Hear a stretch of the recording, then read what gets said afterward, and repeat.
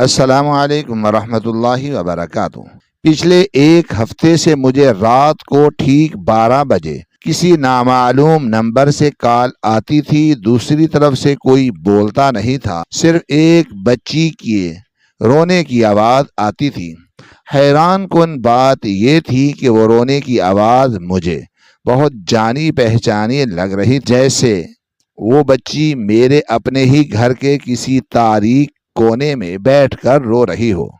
مارے ڈر کے میرا پورا جسم پسینے سے بھیگ گیا، اور کل میں نے ہمت کر کے پوچھا کہ تم کون ہو، تو آگے سے جو آواز آئی میرے ہوش اڑا دیے، کیونکہ وہ آواز تو کوئی اور نہیں بلکہ میرے والدین کے اس دنیا سے ہمیشہ کے لیے رخصت ہو جانے کے بعد میری زندگی بالکل بدل کر رہ گئی تھی، اور میں اس بڑے اور پرانے آبائی گھر میں بالکل اکیلی رہ گئی تھی۔ یہ گھر صرف اینٹوں اور پتھروں سے بنی ہوئی کوئی بے جان عمارت نہیں تھی، بلکہ اس کی چار دیواری میں میرا پورا بچپن اور میرے ماں باپ کی ان گنت میٹھی یادیں بسی ہوئی تھیں۔ اس گھر کے بڑے صحن میں لگے ہوئے پرانے اور سایہ دار درختوں کی چھاؤں مجھے آج بھی اپنے والد کی محبت اور شفقت جیسی محسوس ہوتی تھی۔ وہ اکثر شام کے وقت ان درختوں کے نیچے کرسی ڈال کر بیٹھا کرتے تھے اور مجھے دنیا کی کہانیاں سنایا کرتے تھے، اور باورچی خانے سے آنے والی کھانوں کی مہک مجھے آج بھی اپنی والدہ کے ہاتھوں کے ذائقے کی یاد دلاتی تھی، جو ہم سب کے لیے بہت محنت اور پیار سے کھانا پکایا کرتی تھی۔ جب تک وہ دونوں سلامت تھے، یہ گھر خوشیوں اور سکون کا ایک گہوارہ تھا، جہاں ہر تہوار پر بہت رونق ہوتی تھی، اور ہر شام ہم سب گھر والے مل کر چائے پیتے ہوئے دن بھر کی باتیں کیا کرتے تھے۔ ان کے ساتھ گزرے ہوئے وہ دن میری زندگی کا سب سے قیمتی سرمایہ تھے، لیکن ان کے جانے کے بعد اس گھر کی ساری رونقیں اور خوشیاں جیسے کہیں روٹھ گئی تھیں، اور ہر طرف ایک گہری اداسی اور خاموشی کا پہرا لگ گیا تھا۔ میں نے خود کو ان میٹھی یادوں کے سہارے زندہ رکھا ہوا تھا، اور اس گھر کے ہر کونے کو اسی طرح سجا کر اور سنبھال کر رکھا تھا جیسے میری ماں رکھا کرتی تھی۔ ان کی چیزوں کو چھونے سے مجھے ایسا لگتا تھا جیسے وہ ابھی بھی میرے آس پاس ہی موجود ہیں۔ لیکن میری یہ تنہائی اور اداسی اس وقت میرے لیے ایک بہت بڑا اور کٹھن امتحان بن گئی، جب میرے اپنے سکے بڑے بھائی اور ان کی بیوی نے مجھ سے پوری طرح منہ پھیر دیا۔ وہ دونوں میرے والدین کے جانے کے بعد بالکل بدل گئے تھے، اور ان کے دلوں میں اس آبائی گھر اور جائیداد کی شدید لالچ پیدا ہو گئی تھی۔ میرا بھائی، جسے میں اپنے باپ کی جگہ سمجھتی تھی اور جس نے بچپن میں مجھے چلنا سکھایا تھا، اب مجھ سے سیدھے منہ تک بات نہیں کرتا تھا، اور میری بھابھی ہر وقت مجھے جلی کٹی سناتی رہتی تھی۔ ان دونوں کا مقصد بس ایک ہی تھا کہ کسی نہ کسی طرح مجھے اس گھر سے باہر کریں، تاکہ وہ اس بڑی اور قیمتی جگہ کو بیچ کر سارے پیسے خود رکھ سکیں اور اپنی مرضی کی پرتعیش زندگی گزار سکیں۔ انہوں نے کئی بار مجھ پر دباؤ ڈالا کہ میں اپنے حصے کے کچھ پیسے لے کر کہیں اور چلی جاؤں اور ان کی جان چھوڑ دوں، لیکن میں اس گھر کو چھوڑنے کا تصور بھی نہیں کر سکتی تھی، کیونکہ یہی وہ واحد جگہ تھی جہاں مجھے اپنے والدین کی قربت اور ان کے پیار کا احساس ہوتا تھا۔ ان کے اس بے حس رویے نے مجھے اندر سے مکمل طور پر توڑ کر رکھ دیا تھا، اور میں اکثر راتوں کو جاگ کر روتی رہتی تھی کہ جن خون کے رشتوں پر انسان سب سے زیادہ بھروسہ کرتا ہے، وہی رشتے صرف تھوڑی سی دولت کی خاطر اتنے ظالم کیسے ہو سکتے ہیں۔ میں نے دنیا سے کٹ کر خود کو اس گھر کی چار دیواری تک محدود کر لیا تھا۔ میرا سارا دن تو گھر کے چھوٹے موٹے کام کاج، صفائی ستھرائی، پودوں کو پانی دینے اور پرانی کتابیں پڑھنے میں کسی نہ کسی طرح کٹ ہی جاتا تھا، لیکن جیسے ہی شام کے سائے گہرے ہونا شروع ہوتے اور سورج غروب ہوتا تو میرے دل میں ایک عجیب سی بے چینی اور اداسی ڈیرے ڈال لیتی تھی۔ رات کا وقت میرے لیے کاٹنا بہت مشکل ہو جاتا تھا، کیونکہ اس وقت گھر کی خاموشی اتنی گہری اور طویل ہو جاتی تھی کہ مجھے اپنے دل کی دھڑکن اور سانس لینے کی آواز بھی بہت اونچی سنائی دینے لگتی تھی، اور ایسے میں پرانی یادیں اور بھائی کا تلخ رویہ مجھے مزید تنہا اور اداس کر دیتا تھا۔ ان تمام خاندانی الجھنوں اور تنہائی کے دکھ کے ساتھ ساتھ پچھلے ایک ہفتے سے میرے ساتھ ایک بہت عجیب اور پریشان کن واقعہ پیش آ رہا تھا، جس نے میری راتوں کی وہ تھوڑی بہت نیند بھی چھین لی تھی جو مجھے بہت مشکل سے آتی تھی۔ دن بھر کی تھکن کے بعد جب میں رات کو بستر پر سونے کی کوشش کرتی تو مجھے بار بار یہی خیال آتا رہتا کہ میرا اپنا سکا بھائی میرے ساتھ ایسا سلوک کیوں کر رہا ہے۔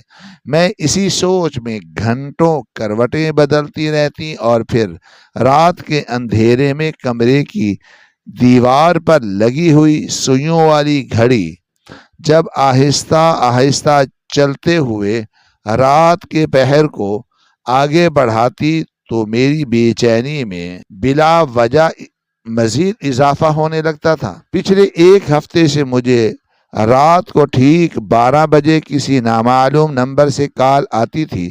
شروع کے 2 دن تو میں نے بالکل یہی سمجھا کہ شاید کسی نے اندھیرے یا جلدی میں غلطی سے نمبر ملا دیا ہوگا، کوئی جاننے والا اتنی رات گئے مجھ سے کوئی بہت ہی ضروری بات کرنا چاہتا ہوگا۔ لیکن جب یہ سلسلہ روزانہ کا ایک پکا معمول بن گیا تو میری حیرت اور الجھن میں بہت زیادہ اضافہ ہونے لگا۔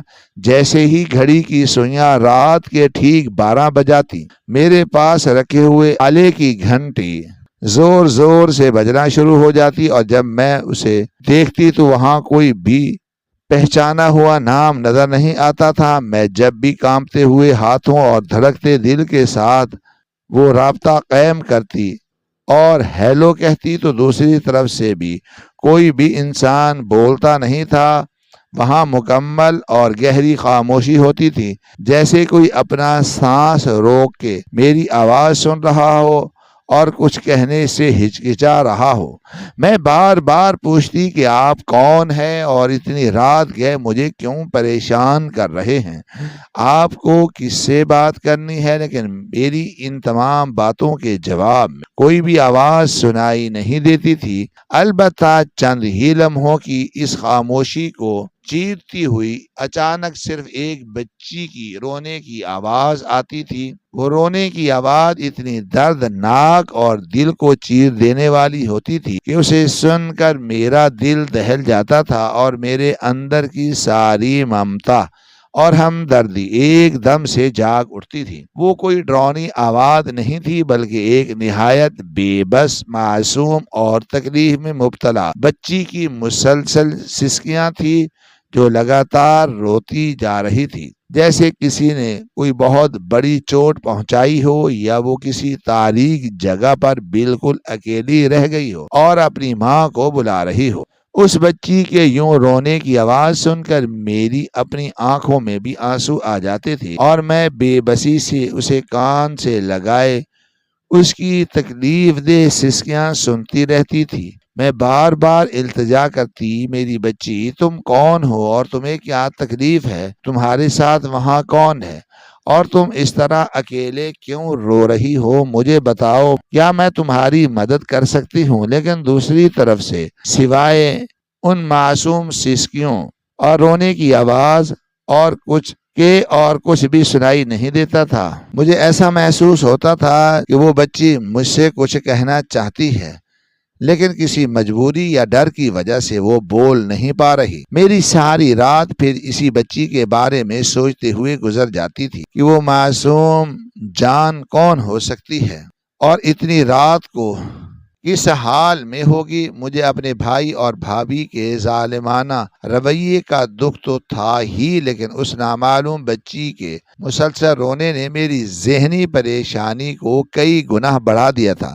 میں ہر رات اسی امید پر رابطہ قائم کرتی تھی کہ شاید آج وہ بچی مجھ سے کچھ بات کرے گی یا کوئی مجھے بتائے گا کہ وہ کیوں رو رہی ہے، لیکن ہر رات وہی سلسلہ دہرایا جاتا تھا۔ میں خاموشی سے اس کی آواز سنتی رہتی اور اپنے دل میں ایک عجیب سا دکھ محسوس کرتی تھی، اور پھر کال کٹ جاتی تھی جب وہ رابطہ منقطع ہو جاتا اور میرے کانوں میں دوبارہ سے اس رات کی گہری اداس خاموشی گونجنے لگتی، تو میں کافی دیر تک اپنے ہاتھ میں پکڑے ہوئے اس آلے کو بے بسی سے دیکھتی رہتی۔ میرا ذہن ان سسکیوں کی گونج سے آزاد نہیں ہو پاتا تھا، اور میں اسی بستر پر بیٹھے بیٹھے کئی گھنٹوں تک سوچوں کے ایک نہ ختم ہونے والے سمندر میں غوطے کھاتی رہتی۔ اس معصوم بچی کے رونے کی وہ درد بھری آواز میرے دماغ کی دیواروں سے ٹکراتی رہتی تھی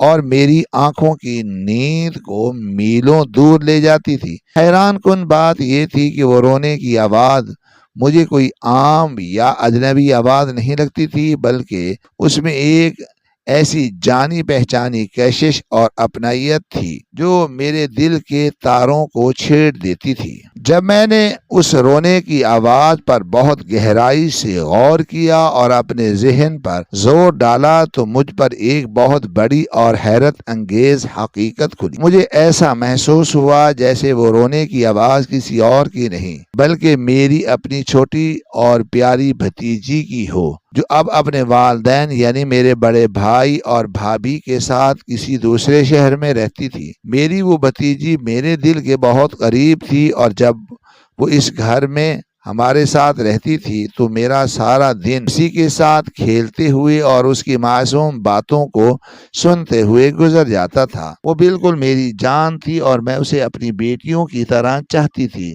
جب وہ کبھی گر جاتی یا اسے کوئی چوٹ لگ جاتی تو وہ بالکل اسی مخصوص انداز میں روتی تھی اور ہچکیاں لیتی تھی جس طرح وہ نامعلوم بچی اس رابطے کے دوران رو رہی تھی۔ اس کی وہ سسکیاں اور رونے کا وہ خاص انداز میرے ذہن میں پوری طرح نقش تھا، اور میں کسی بھی صورت میں اس آواز کو پہچاننے میں غلطی نہیں کر سکتی تھی۔ میرا دل تیزی سے دھڑکنے لگا کہ آخر میری اتنی پیاری بھتیجی اتنی رات گئے کیوں رو رہی ہے۔ کیا اسے کوئی تکلیف ہے یا اس کی ماں یعنی میری بھابھی نے اسے کسی بات پر ڈانٹا ہے یا مارا ہے؟ میرا دل ایک دم سے بے چین ہو گیا، کیونکہ اگرچہ میرے بھائی اور بھابھی نے مجھ سے تمام رشتے ناطے توڑ لیے تھے اور مجھ سے ملنا جلنا بالکل ترک کر دیا تھا، لیکن اس معصوم بچی کے لیے میرے دل میں موجود محبت میں ذرا بھی کمی نہیں آئی تھی۔ وہ تو ایک چھوٹی سی جان تھی جسے بڑوں کی ان دنیاوی اور جائیداد کی لالچ والی باتوں کی کوئی سمجھ بوجھ نہیں تھی۔ میں یہ سوچ کر انتہائی پریشان ہو رہی تھی کہ وہ دوسرے شہر میں ہے تو پھر اس کے رونے کی آواز اس نامعلوم نمبر سے میرے پاس کیوں آ رہی ہے؟ کیا میرے بھائی کے گھر کے حالات ٹھیک نہیں ہیں یا انہوں نے بچی کو کسی کے پاس اکیلا چھوڑ دیا ہے؟ میری ممتا مجھے بے چین کر رہی تھی اور میں چاہتی تھی کہ کسی طرح اڑ کر میں ان کے پاس پہنچ جاؤں اور اسے گلے لگا کر چپ کرواؤں، لیکن میری یہ الجھن اور حیرانی اس وقت ایک عجیب سی گھبراہٹ اور پریشانی میں تبدیل ہو گئی جب میں نے اس کی آواز کے ایک اور پہلو پر غور کیا تو مجھے یاد آیا کہ جب میں اس آلے کو اپنے کان سے ہٹاتی تھی تو تب مجھے وہ رونے کی آواز اور سسکیاں سنائی دیتی تھی۔ شروع میں تو میں نے یہی شاید وہ آواز میرے ذہن میں اٹک گئی ہے اور یہ میرا اپنا ہی وہم ہے، لیکن جب میں نے مسلسل کئی راتوں تک اس بات کا بغور جائزہ لیا تو میرے رونگٹے کھڑے ہو گئے اور مجھے ایک عجیب سی الجھن نے گھیر لیا۔ وہ آواز صرف اس آلے کے اندر سے نہیں آ رہی تھی، بلکہ مجھے ایسا محسوس ہوتا تھا جیسے وہ بچی میرے اپنے ہی گھر کے کسی اندھیرے کونے میں بیٹھ کر رو رہی ہو اور اس کی سسکیاں میرے گھر کی دیواروں سے ٹکرا کر مجھ تک پہنچ رہی ہوں۔ یہ ایک انتہائی پریشان کن اور ناقابل یقین بات تھی، کیونکہ میں جانتی تھی کہ اس بڑے سے گھر کا مرکزی دروازہ اندر سے مضبوطی سے بند ہے اور کوئی بھی شخص یا بچی اتنی رات کو میرے گھر کے اندر داخل نہیں ہو سکتی تھی۔ میں نے اپنے کمرے کے دروازے کے پاس کھڑے ہو کر اپنی سانسیں روکی، اس آواز کی سمت کا اندازہ لگانے کی پوری کوشش کی تو مجھے ایسا لگا جیسے وہ ہلکی ہلکی سسکیاں اور ہچکیاں میرے کمرے سے کچھ فاصلے پر موجود گھر کے پچھلے حصے سے آ رہی ہوں۔ یہ گھر کا وہ حصہ تھا جہاں ایک بہت بڑا سامان والا کمرہ موجود تھا، جس میں ہم نے برسوں سے گھر کا پرانا اور ٹوٹا ہوا سامان، فالتو کرسیاں، لکڑی کے پرانے باکس اور میری بھتیجی کے بچپن کی کچھ کھلونے رکھے ہوئے تھے۔ وہ کمرہ دن کے وقت بھی کافی تاریک اور خاموش رہتا تھا۔ رات کے وقت وہاں جانے کا تصور بھی مجھے عجیب سی الجھن میں مبتلا کر دیتا تھا۔ مجھے سمجھ نہیں آ رہا تھا کہ اگر میری بھتیجی دوسرے شہر میں ہے تو اس کی آواز میرے ہی گھر کے اس پرانے اور سامان والے کمرے سے کیسے آ سکتی ہے۔ میرا دماغ اس پہیلی کو سلجھانے میں بالکل ناکام ہو چکا تھا اور میری سوچیں مکمل طور پر الجھ کر رہ گئی تھی۔ میں خود کو تسلی دینے کی کوشش کرتی کہ محض میرا ایک وہم ہے اور میری شدید تنہائی اور اداسی میرے ذہن کے ساتھ کوئی کھیل کھیل رہی ہے، لیکن وہ سسکیاں اتنی حقیقی اور اتنی واضح ہوتی تھی کہ میں ان کو جھٹلا نہیں پاتی تھی۔ میرا دل چاہتا تھا کہ میں اپنے کمرے کا دروازہ کھلا رکھوں اور باہر نکل کر اس سامان والے کمرے تک جا کر خود اپنی آنکھوں سے دیکھوں کہ آخر وہاں کیا ماجرا ہے اور وہاں سے یہ آوازیں کیوں آ رہی ہیں۔ لیکن جیسے ہی میں دروازے کی چٹکی کی طرف ہاتھ بڑھاتی، میری ٹانگوں کی جان نکلنے لگتی اور میرا سارا جسم ایک نامعلوم اور انجانے ڈر کی وجہ سے لرزنے لگتا۔ یہ ڈر کسی بھوت یا آسیب کا نہیں تھا، بلکہ اس بات کا تھا کہ کہیں میرے ہی گھر میں میرے خلاف کوئی بہت بڑی اور گہری سازش تو نہیں پک رہی۔ کیا کسی نے جان بوجھ کر میرے گھر کے اس پچھلے حصے میں کوئی ایسا بندوبست کیا ہے جس سے مجھے پریشان کیا جا سکے، یا شاید کوئی میرے گھر میں چھپ کر بیٹھ گیا ہے جو مجھے پاگل کرنا چاہتا ہے۔ میری حالت اتنی خراب ہو جاتی تھی کہ اس شدید سردی کے موسم میں بھی مارے ڈر اور پریشانی کے میرا پورا جسم پسینے سے بھیگ جاتا تھا۔ میری پیشانی اور میرے ہاتھوں پر پسینے کے قطرے واضح طور پر چمکنے لگتے تھے اور میرے دل کی دھڑکن اتنی تیز ہو جاتی تھی جیسے وہ پسلیاں توڑ کر باہر نکل آئے گی، اور میں اپنا ہاتھ واپس کھینچ لیتی اور جلدی سے اپنے بستر پر آ کر کمبل میں منہ چھپا لیتی۔ میں روز رات کو خود سے وعدہ کرتی کہ کل رات جب وہ آواز آئے گی تو میں ضرور باہر جا کر دیکھوں گا اور اس پہیلی کو ہمیشہ کے لیے سلجھا دوں گا، لیکن میری ساری ہمت اس تاریک اور خاموش راہداریوں کو تصور میں لاتے ہی جواب دے دیا اور میں اپنے کمرے کی محفوظ چار دیواری سے ایک قدم بھی باہر نکالنے کی ذرا بھی ہمت نہیں کر پاتی تھی۔ میں پچھلے 6 دن سے شدید ذہنی اذیت اور نامعلوم پریشانی میں مبتلا تھی اور میری راتوں کی نیند بالکل اڑ چکی تھی۔ مجھے سمجھ نہیں آ رہا تھا کہ میں اپنی اس بے بسی کی حالت کا ذکر کس سے کروں اور کس سے مدد مانگوں۔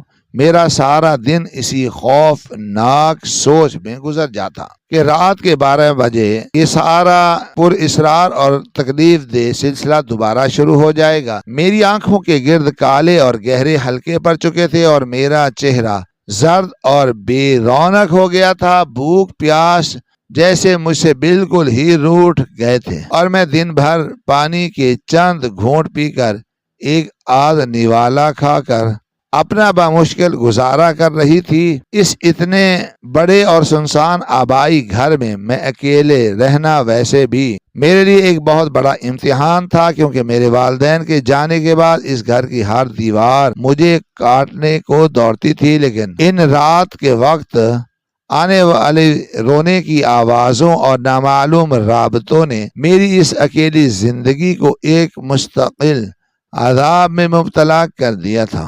میرے دل میں بار بار یہ افسوسناک خیال آتا تھا کہ کیا میرا اپنا سکا بھائی اور میری بھابھی واقعی مجھ سے اتنی زیادہ نفرت کرتے ہیں کہ انہوں نے پچھلے اتنے دنوں میں میری خیریت جاننے کے لیے بھی ایک بار بھی مجھ سے رابطہ نہیں کیا اور نہ ہی میرے حال احوال کے بارے میں کسی سے پوچھا۔ ان کا وہ بے حس اور ظالمانہ رویہ میرے لیے کسی بہت گہرے اور نہ بھرنے والے زخم سے کم نہیں تھا۔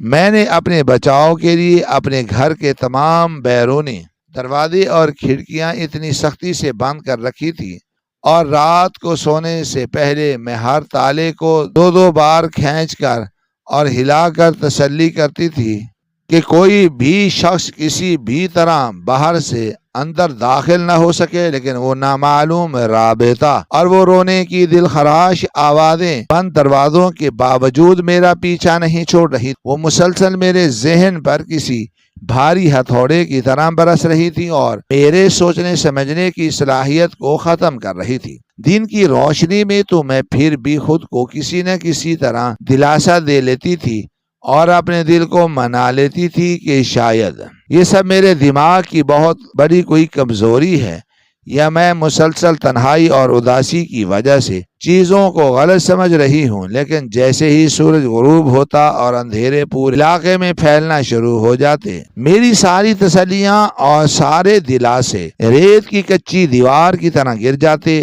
اور ایک اندیکھی گھبراہٹ مجھے مکمل طور پر اپنے پنجوں میں جکڑ لیتی۔ میری بھتیجی کی وہ معصوم اور پیاری سی صورت بار بار میری آنکھوں کے سامنے گھومتی رہتی تھی۔ میں سوچتی تھی کہ وہ بچی جو ہمیشہ ہنستی کھیلتی رہتی تھی، جسے میں نے اپنے ہاتھوں سے پالا تھا اور جو میرے سینے میں سر رکھ کر سوتی تھی، اس کے رونے کی وہ جانی پہچانی آواز میرے گھر کے پچھلے حصے سے کیوں آ رہی ہے؟ کیا میرے بھائی نے اسے کسی بات پر بہت سخت سزا دی ہے یا وہ مجھ سے ملنے کے لیے اداس ہے اور رو رہی ہے؟ لیکن اگر وہ اداس ہے بھی تو وہ دوسرے شہر سے اتنی دور میرے گھر کے اس پرانے سامان والے تاریک کمرے میں کیسے آ سکتی؟ یہ وہ تمام سوالات تھے جو میرے دماغ کو دیمہ کی طرح چاٹ رہے تھے اندر ہی اندر اور مجھے پاگل کر رہے تھے۔ میں نے اپنے کمرے کے اندر بھی تمام روشنیاں جلا کر رکھی ہوئی تھی تاکہ مجھے کسی بھی سائے سے کبھی ڈر نہ لگے اور کمرہ میرا روشن رہے، لیکن وہ تیز روشنیاں بھی میرے اندر کے گہرے اور اندھیرے اور خوف کو دور کرنے میں مکمل طور پر ناکام تھے۔ میں نے شدت سے محسوس کیا کہ اس مسلسل جاگنے، روتے رہنے اور پریشان رہنے کی وجہ سے میرے جسم اعصاب بری طرح جواب دے رہے تھے۔ میرے ہاتھ ہر وقت ہلکے ہلکے کانپ رہے ہوتے تھے اور مجھے اپنے ہی گھر کے لان میں چلتے ہوئے ڈر لگتا تھا کہ کوئی کہیں چیز اچانک میرے سامنے نہ آ جائے۔ لیکن کل کا دن میرے لیے پچھلے تمام دنوں سے کچھ مختلف تھا۔ کل جب صبح ہوئی تو میں نے آئینے کے سامنے کھڑے ہو کر اپنے الجھے ہوئے بال اور اتری ہوئی تھکی ماندی شکل دیکھی تو مجھے اپنے آپ پر بہت زیادہ ترس آیا اور اسی ترس کے ساتھ میرے اندر کا ایک عجیب سا غصہ بھی پیدا ہوا کہ میں نے خود سے سوال کیا کہ میں اس طرح مزید کتنے دن تنہا گزار سکتی ہوں؟ اگر یہ رونے اور ڈرنے کا سلسلہ یوں ہی چلتا رہا تو میں اپنی جان سے ہمیشہ کے لیے ہاتھ دھو بیٹھوں گی یا پھر میرا ذہنی توازن ہمیشہ کے لیے خراب ہو جائے گا، اور شاید میرا لالچی بھائی اور بھابھی بھی تو یہی چاہتے ہیں کہ میں کسی نہ کسی طرح پاگل ہو جاؤں یا ڈر کر گھر چھوڑ دوں اور وہ اس قیمتی گھر پر اپنا قبضہ جما لیں۔ میں نے خود سے ایک بہت پکا عہد کیا کہ چاہے کچھ بھی ہو جائے مجھے اس خوف کا ڈٹ کر سامنا کرنا ہی ہوگا۔ میں مزید اس طرح چوہے کی طرح ڈر ڈر کر نہیں جی سکتی تھی۔ مجھے یہ بات جاننا ہی ہوگی کہ وہ معصوم بچی کون ہے جو ہر رات روتی ہے۔ اگر وہ واقعی میری اپنی سکی بھتیجی ہے تو اسے اس تکلیف دہ حال میں کس ظالم نے پہنچایا ہے؟ میں نے اپنا سارا دن اپنے آپ کو ذہنی طور پر مضبوط کرنے اور تیار کرنے میں گزارا۔ میں نے جان بوجھ کر گھر کے مختلف کاموں میں خود کو مصروف رکھا تاکہ میرا دھیان تھوڑا بڑھ سکے، لیکن میری نظریں بار بار دیوار پر لگی اس پرانی گھڑی کی طرف ہی اٹھتی تھی جس کی سوئیاں آہستہ آہستہ اور مسلسل اس مقررہ اور خوفناک وقت کی طرف بڑھ رہی تھیں۔ رات کا اندھیرا ایک بار پھر میرے گھر پر چھا گیا اور سردی کی شدت بھی معمول سے کچھ زیادہ بڑھ گئی تھی۔ میں نے انگیٹھی میں مزید لکڑیاں جلا کر آگ روشن کی تاکہ کمرہ گرم رہے اور اپنے آپ کو ایک موٹے کمبل میں لپیٹ کر بستر کے بالکل بیچ میں بیٹھ گئی۔ میرے سامنے میز پر وہی بات کرنے والا آلہ رکھا تھا جو ہر رات ٹھیک 12 بجے ایک منحوس آواز کے ساتھ بجنا شروع ہو جاتا تھا۔ میرے دل کی دھڑکن وقت کے گزرنے کے ساتھ ساتھ تیز سے تیز ہوتی جا رہی تھی۔ جب گھڑی کی سوئیوں نے رات کے 11 بجائے تو مجھے ایسا لگا جیسے میرے جسم کا سارا خون ایک دم سے جم گیا ہو۔ میری سانسیں بہت بھاری ہو گئی تھیں اور میرے ہاتھ برف کی طرح ٹھنڈے پڑ گئے تھے، لیکن میں نے اس بار اپنے خوف اور اپنے کانپتے وجود پر قابو پانے کی پوری اور سچی کوشش کی۔ میں نے گہرے گہرے اور لمبے سانس لیے اور اپنے اللہ کو یاد کر کے دل میں دعائیں پڑھی۔ میں نے اپنے کمزور دل کو مضبوط کیا اور خود کو بار بار بلند آواز میں یہی سمجھایا کہ آج میں نے بالکل نہیں ڈرنا، آج میں نے اس نامعلوم شخص کی گہری خاموشی کو ہر حال میں توڑنا ہے اور اس رونے والی بچی کا اصل راز جاننا ہے، چاہے اس کے لیے مجھے آج رات کوئی بھی قیمت کیوں نہ چکانی پڑے۔ وقت کا ایک ایک لمحہ گزرتا ہوا مجھ پر کسی بھاری پہاڑ کی طرح گزر رہا تھا۔ پورے کمرے میں صرف انگیٹھی کی لکڑیوں کی جلنے کی چٹکنے والی آوازیں اور دیوار گیر گھڑی کی مسلسل چلتی ہوئی ٹیک کے سنائی دے رہی تھی، اور باہر چلنے والی ہوا بھی آج بہت تیز اور ڈراؤنی تھی۔ مجھے لگ رہا تھا جیسے قدرت بھی آج میری ہمت کا امتحان لے رہی ہے۔ بالآخر وہ مشکل ترین وقت آ ہی گیا جس کا مجھے سارا دن اور ساری رات بے چینی اور خوف سے انتظار رہتا تھا۔ گھڑی کی دونوں سوئیاں بالکل سیدھی ہو گئیں اور ٹھیک رات کے 12 بج گئے۔ میرا دل ایک لمحے کے لیے دھڑکنا بالکل بند ہو گیا اور میری نظر اس سامنے رکھے آلے پر پوری طرح جم گئی۔ ایک عجیب سی جان لیوا خاموشی چھا گئی اور پھر اچانک اس گہری خاموشی کو چیرتی ہوئی اس آلے کی گھنٹی زور زور سے بجنا شروع ہو گئی۔ وہ گھنٹی کی آواز ہمیشہ کی طرح میرے اعصاب پر کسی تیز دھار آری کی طرح چل رہی تھی، لیکن آج میں نے اپنے ہاتھوں سے اپنے کانوں کو بالکل نہیں چھپایا۔ میں نے ایک جھٹکے سے اپنے کمبل کو ایک طرف ہٹایا اور تیزی سے بستر سے نیچے اتر کر اس آلے کے بالکل قریب جا کر کھڑی ہو گئی۔ وہ آلہ مسلسل بج رہا تھا اور مجھے اپنی طرف بلا رہا تھا۔ میرے دونوں ہاتھ بہت زیادہ کانپ رہے تھے اور میرا گلا اندر سے مکمل طور پر خشک ہو چکا تھا۔ مجھے لگ رہا تھا کہ میری آواز شاید میرے حلق سے ہی نہیں نکل پائے گی۔ میں نے بمشکل سے اپنا تھوک نگل کر اپنے سوکھے ہوئے گلے کو تر کرنے کی کوشش کی اور پھر ایک لمبی اور گہری سانس اپنے اندر کھینچی۔ میرا دل اتنی زور زور سے دھڑک رہا تھا کہ مجھے ایسا لگ رہا تھا جیسے وہ ابھی میری پسلیاں توڑ کر باہر آ جائے گا۔ میں نے اپنے کانپتے ہوئے اور پسینے سے بھیگے ہوئے ہاتھوں سے اس آلے کو اٹھایا اور اسے اپنے دائیں کان سے لگا لیا۔ دوسری طرف حسب معمول وہی گہری اور پر اسرار خاموشی تھی جس میں کوئی بھی انسان بول نہیں رہا تھا۔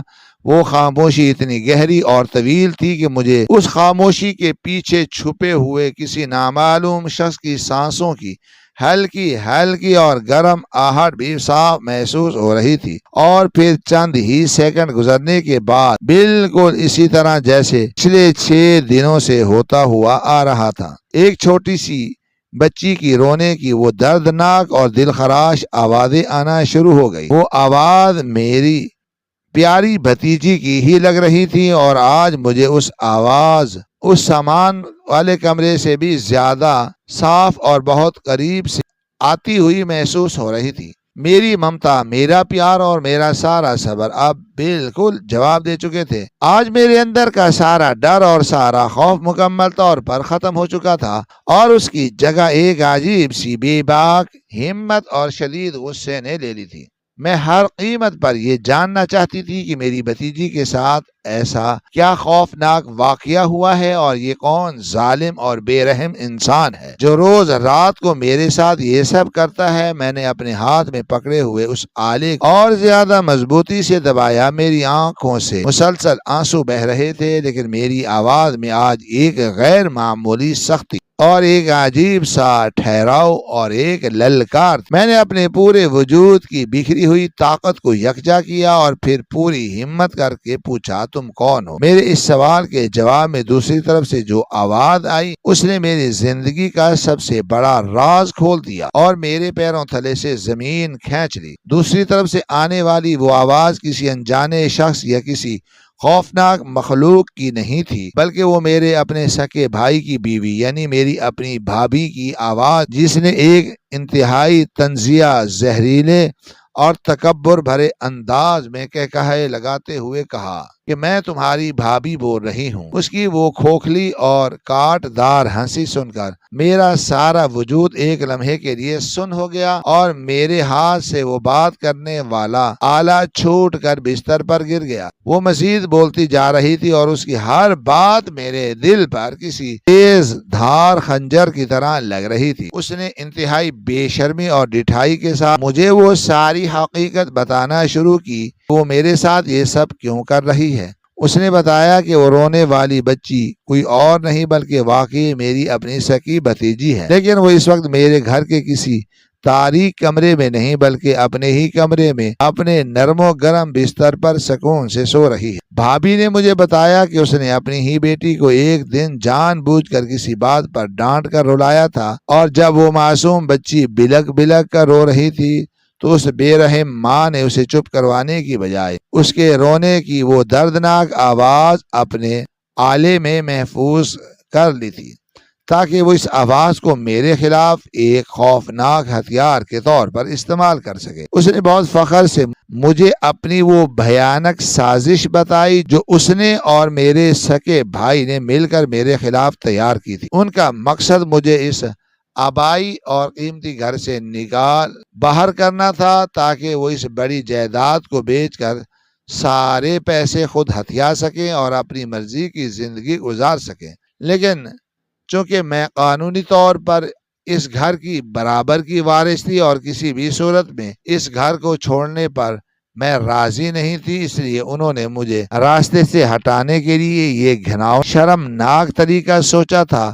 بھابھی نے بتایا کہ وہ مجھے پاگل اور ذہنی مریض ثابت کرنا چاہتی تھی تاکہ وہ عدالت اور رشتہ داروں کو یہ دکھا سکے کہ میرا ذہنی توازن بالکل خراب ہو چکا ہے اور میں اکیلی رہنے کے قابل نہیں ہوں، اور یوں وہ قانونی طور پر میرے سرپرست بن کر مجھے کسی پاگل خانے میں داخل کروا دیں اور اس گھر پر اپنا قبضہ جما سکیں۔ اس مقصد کو پورا کرنے کے لیے اس نے کچھ دن پہلے مجھ سے ملنے اور پرانی رنجشی ختم کرنے کے بہانے اس گھر کا دورہ کیا تھا، اور جب میں اس کے لیے باورچی خانے میں چائے بنانے گئی تھی تو اس نے نہایت مکاری سے گھر کے پچھلے حصے میں موجود اس کباڑ والے کمرے میں ایک چھوٹا سا بغیر تار والا آواز سنانے والا آلہ چھپا دیا تھا۔ یہ وہی آلہ تھا جس پر وہ روز رات کو اپنے گھر سے محفوظ کی گئی آواز وہ چلا دیتی تھی، اور مجھے ایسا لگتا تھا کہ وہ بچی میرے گھر کے اندر ہی رو رہی ہے۔ اس کی یہ ساری باتیں سن کر میرے دماغ میں جیسے ایک بہت بڑا دھماکہ ہوا،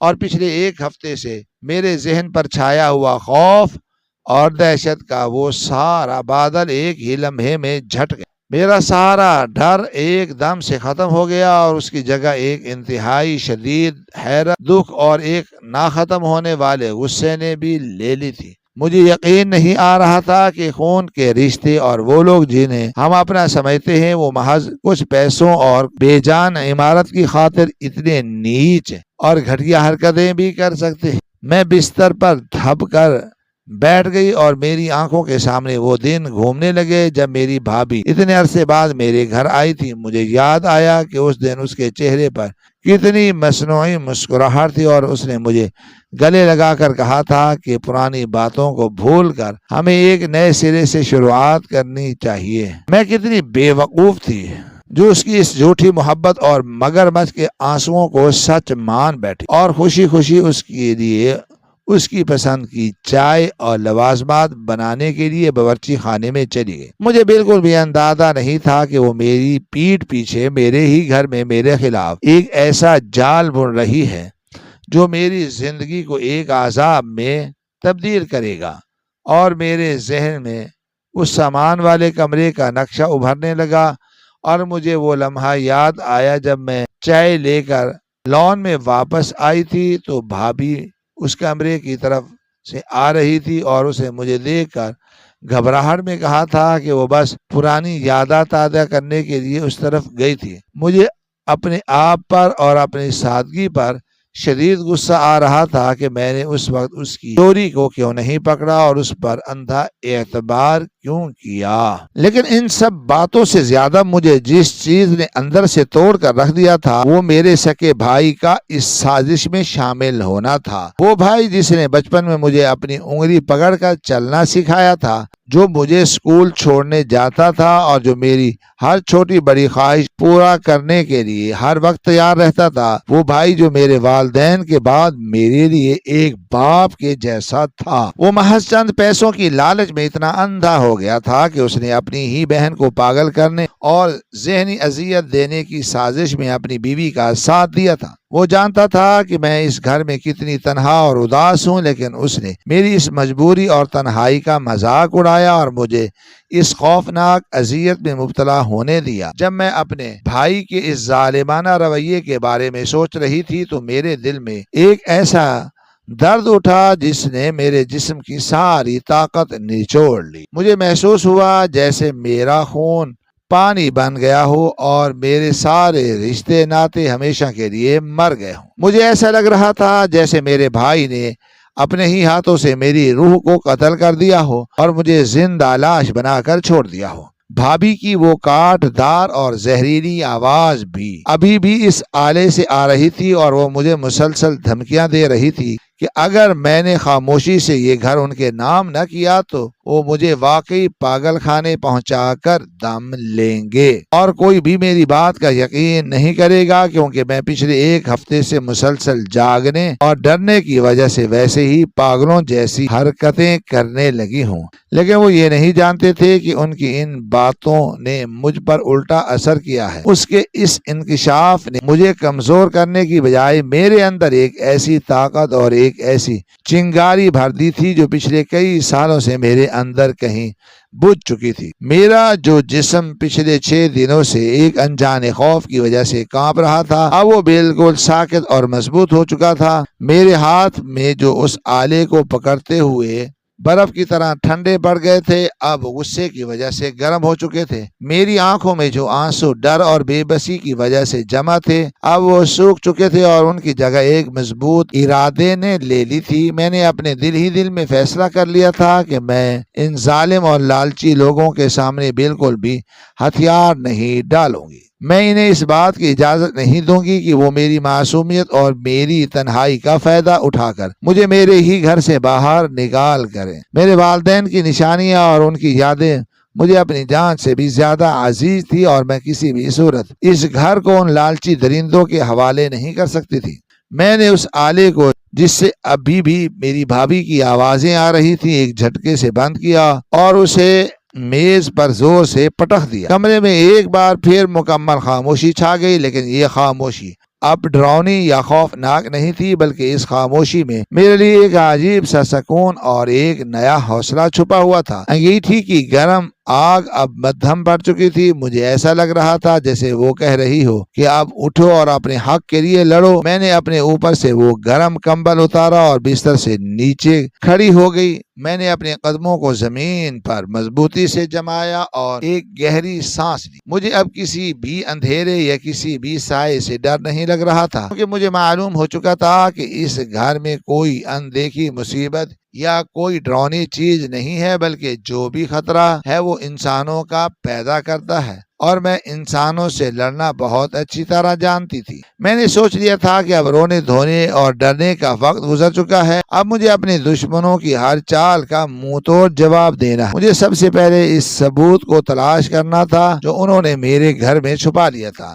یعنی وہ آواز سنانے والا چھوٹا آلہ جو بھابھی نے اس کباڑ والے کمرے میں رکھا تھا۔ اس آلے کا ملنا بہت ضروری تھا کیونکہ وہی میری سچائی اور ان کے جھوٹ کا سب سے بڑا ثبوت تھا۔ میں جانتی جب تک میں اس آلے کو ڈھونڈ کر ان کے اس گھنونے کھیل کو بے نقاب نہیں کروں گی، وہ کبھی بھی اپنی ان حرکتوں سے باز نہیں آئیں گے اور وہ مجھے مسلسل تنگ کرتے رہیں گے۔ وہ کبھی بھی اپنی ان حرکتوں سے باز نہیں آئیں گے اور مجھے مسلسل تنگ کرتے رہیں گے۔ میں نے اپنے کمرے کا دروازہ کھولا اور باہر اس لمبی اور تاریک راہداری میں قدم رکھ دیا جو سیدھا گھر کے اس پچھلے حصے اور اس سامان والے کمرے کی طرف جاتی تھی۔ آج مجھے اس راہداری کے اندھیرے سے ذرا بھی خوف محسوس نہیں ہو رہا تھا۔ میرے قدموں میں ایک عجیب سی تیزی اور میری چال میں ایک نیا اعتماد تھا۔ میں جانتی تھی کہ اب مجھے کیا کرنا ہے اور میں نے اپنے ذہن میں ان کے خلاف ایک مکمل لاہے عمل تیار کرنا شروع کر دیا تھا۔ میری نظریں بالکل سامنے اس بند دروازے پر جمی ہوئی تھی جس کے پیچھے وہ کباڑ والا کمرہ تھا جہاں سے وہ آوازیں آتی تھی۔ میں تیزی سے چلتے ہوئے اس راہداری کو پار کر رہی تھی اور میرے ذہن میں اپنے بھائی اور بھابھی کے وہ تمام تانے اور ان کی وہ سازشیں گونج رہی تھی جس نے مجھے اتنی تکلیف دی تھی۔ میں نے آج فیصلہ کر لیا تھا کہ جیسے ہی مجھے وہ آلہ ملے گا میں اس کھیل کو ہمیشہ کے لیے ختم کر دوں۔ اب میں وہ کمزور اور ڈری ہوئی اکیلی عورت نہیں رہی تھی جسے کوئی بھی بآسانی دبا سکتا ہے۔ میں اب ایک ایسی چٹان بن چکی تھی جس سے ٹکرا کر ان کے سارے ارادے پاش پاش ہونے والے تھے۔ میں نے اپنے دل کو مزید مضبوط کیا اور چلتے چلتے بالآخر اس بند دروازے کے بالکل سامنے آ کر کھڑی ہو گئی جس کے پیچھے وہ کباڑ والا کمرہ موجود تھا۔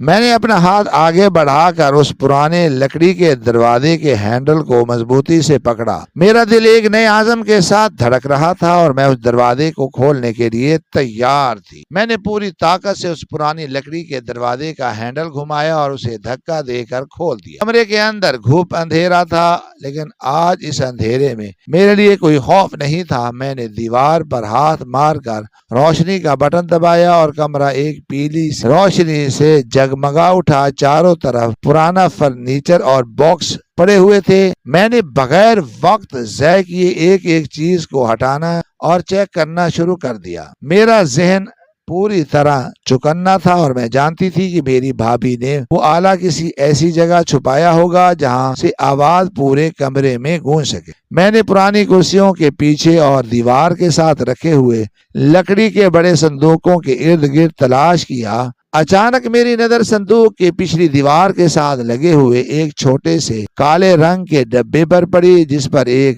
ہلکی سی نیلی روشنی جل بجھ رہی تھی۔ میں نے فوراً ہاتھ بڑھا کر اس ڈبے کو اٹھا لیا۔ یہ وہی آواز سنانے والا آلہ تھا جس کے ذریعے پچھلے ایک ہفتے سے میرے کانوں میں میری بھتیجی کے رونے کی وہ تکلیف اور سسکیاں پہنچائی جا رہی تھی۔ اس آلے کو اپنے ہاتھ میں دیکھ کر میرے ہونٹوں پر ایک طنزیہ مسکراہٹ آ گئی۔ میں نے اس آلے کا بٹن بند کیا اور اسے زمین پر زور سے دے مارا، اس سے وہ ٹوٹ کر بکھر گیا۔ اس کے ٹوٹنے کے ساتھ ہی میرے گھر سے ان کی اس گھناؤنی سازش کا آخری نشان بھی مٹ گیا۔ میں نے گہرا سانس لیا اور کمرے کی روشنی بند کر کے واپس اپنے بستر پر آ گئی۔ وہ رات میں نے پچھلے کئی دنوں کے بعد پہلی بار انتہائی سکون اور اطمینان کی نیند سو کر گزاری کیونکہ اب مجھے کسی نامعلوم رابطے یا رونے کی آواز کا کوئی ڈر نہیں تھا۔ اگلی صبح جب سورج کی پہلی کرن میرے کمرے میں داخل ہوئی تو میں ایک نئے عزم کے ساتھ بیدار ہوئی۔ میں نے تیار ہو کر سب سے پہلے وہ ٹوٹا ہوا آلہ ایک کپڑے میں لپیٹا اور سیدھا قانون کے رکھوالوں کے دفتر یعنی تھانے پہنچ گیا۔ وہاں جا کر میں نے متعلقہ افسر کو ساری حقیقت تفصیل سے بتائی اور انہیں بتایا کہ کس طرح میرا اپنا سکا بھائی اور بیوی مجھے ذہنی اذیت دے کر میرے آبائی جائیداد پر قبضہ کرنا چاہتے تھے۔ میں نے انہیں وہ ٹوٹا ہوا آلہ بھی دکھا دیا اور رات کو آنے والے ان نامعلوم نمبروں کی تفصیل بھی دے دی۔ قانون کے رکھوالوں نے میری بات کو بہت سنجیدگی سے لیا اور فوری طور پر کارروائی کا آغاز کر دیا۔ انہوں نے اسی وقت میرے بھائی کے گھر پر چھاپا مارا اور ان کے قبضے سے وہ تمام چیزیں برآمد کر لی جو مجھے ڈرانے کے لیے استعمال کرتے تھے، جن میں رابطے کا وہ خاص آلہ اور میری بھتیجی کے رونے کی وہ محفوظ کی گئی آوازیں بھی شامل تھی۔ ثبوت سامنے آنے پر میرا بھائی اور بھابھی بالکل لاجواب ہو گئے اور ان کے چہروں پر ندامت اور خوف کے آثار نمایاں ہو گئے۔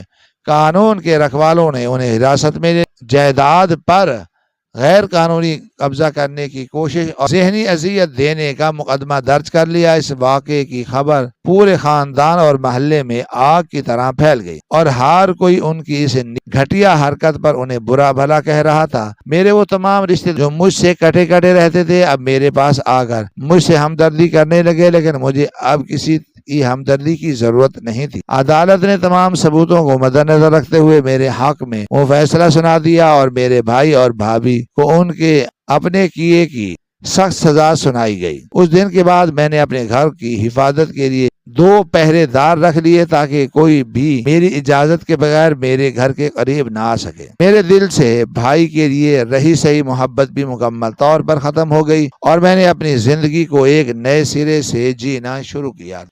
میں نے اس گھر کے اس پچھلے حصے کو صاف کروا کر وہاں ایک خوبصورت سا باغیچہ بنا لیا جہاں میں روز صبح و شام پرندوں کی چہچہاہٹ سنتی ہوں اور اپنے والدین کی پرانی یادوں کے ساتھ وقت گزارتی ہوں۔ اب میرے گھر میں رات کے وقت کوئی بھی نامعلوم اور پریشان کن آواز نہیں آتی، بلکہ چاروں طرف صرف امن اور سکون کا پہرا ہوتا ہے۔ میں نے اپنی کمزوری کو اپنی طاقت بنایا اور ثابت کر دیا کہ سچائی اور ہمت کے سامنے بڑے سے بڑا دھوکہ اور فریب بھی زیادہ دیر نہیں ٹک سکتا۔